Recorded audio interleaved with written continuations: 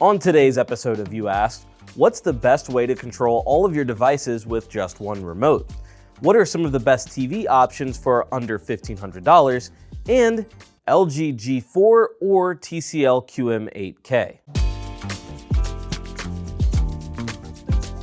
Welcome back to the channel, everyone. This is You Asked, the show where we answer your tech questions. If you've got something you want to know, send your question to youasked@digitaltrends.com. And don't forget to tune into the show to see if your question has been selected. The first question comes from John, who says, I have a Samsung from 2014. I put the model number in the text over here. And back in 2014, it was one of the newest 4K TVs, and it's still going. But I'm losing some pixels. I have 12 large white spots coming into my screen, but I can still watch. I do want to upgrade and don't just want an edge-lit TV, but I don't want to break the bank either. Can you recommend a QLED or OLED TV that's roughly $1,500? Hey John, you've got a great budget to work with because within that price range, there are some really solid TVs. It looks like the Samsung you're upgrading from was a 50-inch model, so if you're going for 65 inches, great. But if you're looking to stay around the same size at 55 inches, the options are even better. So I'll just list a few in both sizes. At 55 inches, Samsung's S90F would be an outstanding option. It's a QD OLED TV that'll give you one of the best images around. The color and contrast make it a joy to watch, and it comes in right at your price cap of $1,500. Now, if you want to save a little bit and don't mind taking a bit of a step back in terms of color, the 55-inch LG C5 is another great OLED option at $1,400. What it does do better than the Samsung S90F is SDR brightness. So if you are in a bright room and watching sports, for example, the LG may be a better option for you. And for streaming movies and shows, you do have Dolby Vision available with the C5, whereas Samsung doesn't support that HDR format, though I don't think that should be a deal breaker. At 65 inches, we can start to look at a few premium QLED TVs, and we'll stick with LG and their QLED 92A. It's the best they offer in 2025, and one of the biggest benefits over the OLED options we just mentioned is going to be brightness, especially for SDR viewing. It also comes with 4 HDMI 2.1 ports like the previous two options, as well as Dolby Vision HDR. Finally, there's the Hisense U8QG and TCL QM8K, two TVs that compete closely year after year. The TCL appears to have better blacks, which will make it the better choice in a dark room for contrast, but where the QM8K comes in right at $1,500, the U8QG is on a serious sale right now for about $1,100. So, like I said, you've got a lot of great options to choose from there, and to sum it up, for OLED, I'd probably go for the S90F, and for QLED, I think TCL just makes a killer TV with the QM8K.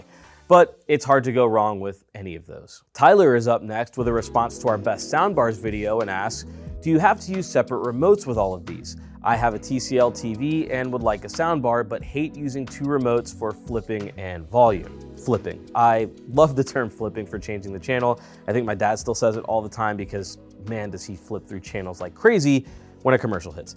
Anyway, no, you definitely do not need two remotes. Ever notice that universal remotes hardly ever get talked about anymore? That's because these features are all built into the TVs now. So on your TCL TV, go to All Settings, then Channels and Inputs, then External Inputs, then External Device Control. You want to make sure that HDMI control is turned on. If I try to turn it off here, the TV gives me a warning that when turned off, the TV remote cannot control compatible HDMI devices or adjust the soundbar's volume. This menu is also where you can toggle eARC support for high-quality sound devices and sync power settings between the TV and external devices. For example, you can set the TV to power on and sync with other devices, or other devices to enter standby mode and sync with the TV.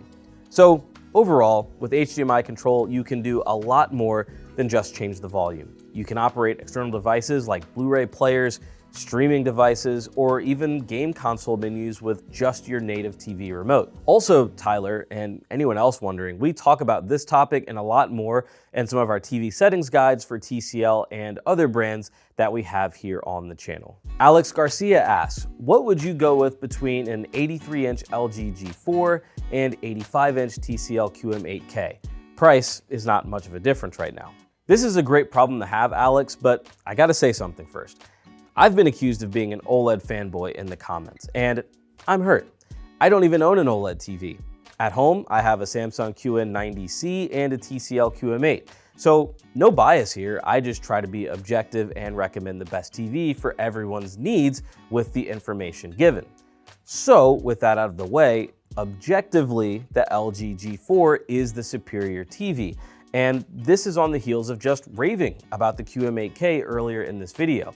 From a picture quality standpoint, OLED is just on another level, especially when it's one of LG's best with infinite contrast, brilliant picture processing, and incredible color. But picture quality isn't everything. It's a lot, but not everything. And sometimes the differences in a purchase are gonna come down to the little things. Do you like the operating system? How do the remotes feel to use? Is the TV in a bright room? How often are you watching TV? And not to be overlooked, what is the budget? In this case, Alex, I'll ask you, do you have any preference in operating systems? I lean toward Google TV on the TCL instead of WebOS with LG, but that's just me. The same goes for the remotes. There's just a lot going on with the remote for the LG G4. I think they cleaned it up a little bit with the G5 this year, ditching some of the numbers, but on the G4, I'm just not a fan. Now, are either of those deal breakers when it comes to OLED versus mini LED? They wouldn't be for me. Instead, I'd look at the room the TV will be placed in. If there's a lot of light that I'm battling and I need ultimate brightness, I'd go TCL. In a room where light's better controlled, OLED is king. But finally, there's always the risk for burn-in with OLED TVs. We've noted in plenty of videos on the channel that there are plenty of features in today's OLEDs that help mitigate the issue, but there's still a risk. And for this, I'd say consider how much you watch TV and what you're watching. News and sports programming with constant logos on screen and playing games with logos and maps and things that sit in one place on the screen do increase the chances for burn-in, especially if you're playing for hours and hours at a time. I'd also say get on some of the forums and look for stories others have shared about their experiences with the TV, especially since you're considering the G4 that's been out for more than a year now. It's a lot to think about sometimes, but these are the things that I consider when trying to give you guys an answer. In this case, I'd go with the G4, but hopefully now you have a few more things to help you make your decision, things that maybe you weren't thinking about before. Thanks as always for watching, everyone. I'd love to get your takes in the comments, especially about that last question. Are we missing anything to consider when it comes to making a TV purchasing decision? Let us know, and as always, be sure to keep getting these questions in, and we'll see you in the next video. Elevate your smartphone with the Digital Trends app bundle. 17 premium apps in one plan. From productivity to entertainment, it's all here. Start your free trial today by clicking the link in the description.